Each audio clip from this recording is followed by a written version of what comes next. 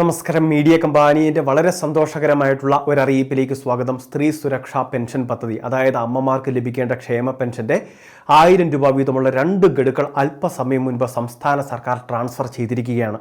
നമ്മളുടെ ബാങ്ക് അക്കൗണ്ടിലേക്ക് ഈ തുക ക്രെഡിറ്റ് ആയതിൻ്റെ അറിയിപ്പ് നമുക്ക് SMS ആയിട്ട് ലഭിച്ചിട്ടുണ്ടാകും. എല്ലാ അമ്മമാരും, അതായത് 18 ലക്ഷത്തോളം വരുന്ന അമ്മമാർക്ക് അല്ലെങ്കിൽ സ്ത്രീകൾക്കാണ് സർക്കാർ ഇപ്പോൾ ഫണ്ട് റിലീസ് ചെയ്തിട്ടുള്ളത്. 2 ഗഡുവാണ് റിലീസ് ചെയ്തിട്ടുള്ളത്. ഫെബ്രുവരി മാസം ലഭിക്കാനുണ്ടായിരുന്ന, അതായത് അപ്രൂവൽ ലഭിച്ചിട്ടും ആനുകൂല്യം ലഭിക്കാതിരുന്ന ഒട്ടനവധി ആളുകളുണ്ട്.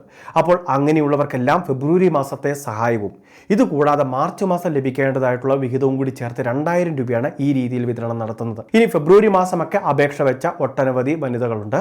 അപ്പോൾ അങ്ങനെയുള്ളവർക്ക് അപ്രൂവൽ ലഭിച്ച് മാർച്ച് മാസത്തെ ഗഡുവായിരിക്കും അവരുടെ ബാങ്ക് അക്കൗണ്ടിലേക്ക് ട്രാൻസ്ഫർ ചെയ്തിട്ടുള്ളത്. അതായത് എല്ലാവർക്കും 2000 രൂപ വീതം എത്തിച്ചേരുകയില്ല.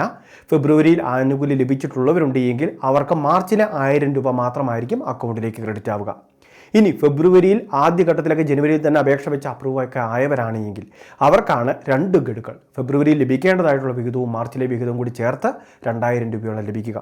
ഈ സന്തോഷകരമായിട്ടുള്ള അറിയിപ്പ് അല്പസമയം മുൻപാണ് നമുക്ക് ഉദ്യോഗസ്ഥരിൽ നിന്ന് ലഭിച്ചത്. ആ അറിയിപ്പാണ് ഇപ്പോൾ നിങ്ങളുമായിട്ട് ഷെയർ ചെയ്യുന്നത്. അപ്പോൾ ഈ പ്രധാനപ്പെട്ട കാര്യം ഈ അപേക്ഷ വെച്ചിട്ടുള്ള എല്ലാവരിലേക്കും നിങ്ങളൊന്ന് ഷെയർ ചെയ്ത് എത്തിക്കണം. കാരണം ഈ കാര്യങ്ങൾ തീർച്ചയായിട്ടും അവർ കൂടി ഒന്ന് മനസ്സിലാക്കുകയും വരും ദിവസങ്ങളിൽ ഇവർക്ക് ATM വഴിയോ അല്ലെങ്കിൽ മറ്റെന്തെങ്കിലും സംവിധാനങ്ങൾ വഴിയോ തുക പിൻവലിക്കുന്നതിനും അത് നമ്മളുടെ ആവശ്യങ്ങൾക്ക് ഉപയോഗപ്പെടുത്തുന്നതിനും സാധിക്കുന്നതായിരിക്കും. സ്ത്രീ സുരക്ഷാ വീട്ടമ്മ പെൻഷൻ പദ്ധതിയുടെ അപേക്ഷകൾ അവസാനിച്ചിട്ടില്ല. അർഹതയുള്ളവർക്ക് ഇനിയും അപേക്ഷ വയ്ക്കാം. BPLO AVO റേഷൻ കാർഡ് ആയിരിക്കണം. അതുമാത്രമല്ല, പ്രായപരിധി 35നും 60 വയസ്സിനും ഇടയിലായിരിക്കണം. മറ്റ് സർക്കാരിൻ്റെ ക്ഷേമ പദ്ധതിയുടെ ആനുകൂല്യങ്ങൾ, പെൻഷൻ ആനുകൂല്യങ്ങൾ, കുടുംബ പെൻഷൻ പോലുള്ള ആനുകൂല്യങ്ങൾ ഇവയൊന്നും കൈപ്പറ്റാൻ പാടുള്ളതല്ല.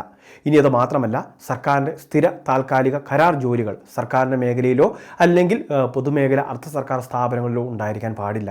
ആ കാര്യങ്ങളെല്ലാം കൃത്യമായിട്ട് പാലിക്കുന്ന കേരളത്തിലെ സ്ഥിരതാമസക്കാരായിട്ടുള്ള സ്ത്രീകൾക്കാണ് ഇതിലേക്ക് അപേക്ഷ വെക്കാൻ സാധിക്കുന്നത്.